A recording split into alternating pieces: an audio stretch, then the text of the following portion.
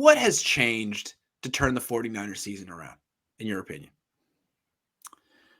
Okay, so I think it's multiple things. One, they're getting some players back at the right time. The 49ers are very healthy, really outside of that Brett injury at this point.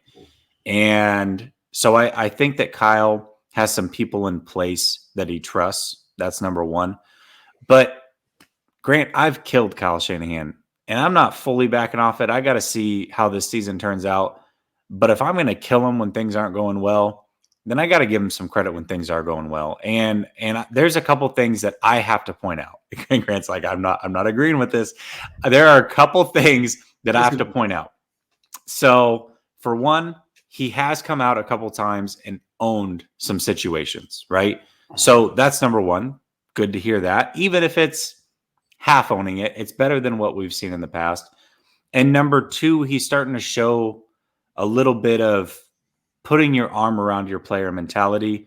You saw it last week with Jennings when he kept his cool and he got hit, the way he celebrated, patted him on the chest, gave him some love. So I think those little things definitely matter. And he's not talking quite as negative about the players there. So again, is it perfect?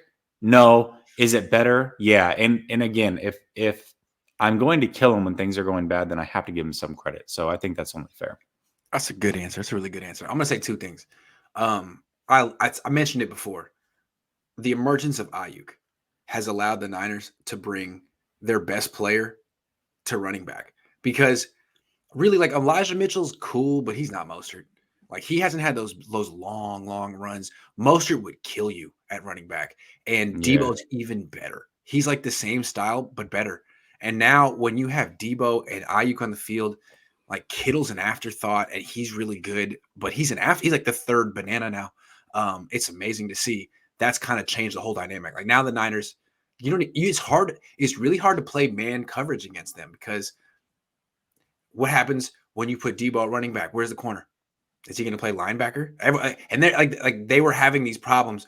Debo be in the backfield, there'd be man-to-man coverage, and they're like, oh, wait, who? And then he just get to the edge. So that's changed things around. But frankly, the biggest thing that's changed is luck. And luck's a big thing. But if you go back, they lost to the Cardinals at home. Ayuk fumbled. Kittle fumbled.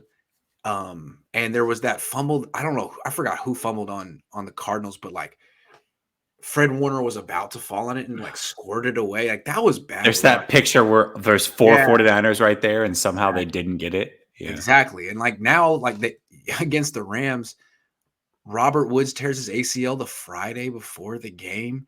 And then in the game, like, the first pick is just served up to Jimmy Ward. That's luck. And then the next one is just like a pass that bobbles off Tyler Higbee right into, like, that's luck. If Robert Woods was in the game, those passes wouldn't have been going to those receivers. And then the next week you got freaking like the Jaguars just annihilating themselves immediately. So I don't know. I mean, I don't know how much, like, the Niners do have new things going for them, but let's see how they do in like a real competitive game against a team that doesn't beat themselves in the first quarter.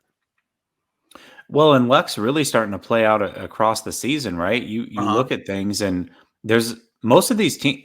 There's no pure, hey, this team is Super Bowl bound. Usually by now in the season, you have that. That is not in existence right now. So the Tampa Bay Buccaneers have no secondary players at all. Their whole secondary is obliterated.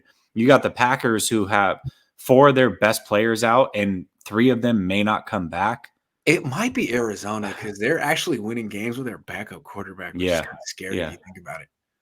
Yeah, right now they're probably in the best spot, but I just don't. But their quarterback isn't even healthy, right? I mean, it's hard to say. Like, their quarterback is true. Yeah.